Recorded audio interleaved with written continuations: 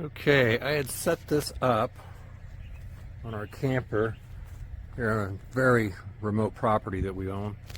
And we got this camper out here. We do have a solar panel up there, but I've disconnected it the last time I was here and ran this guy. That's our battery compartment. It's just running into there.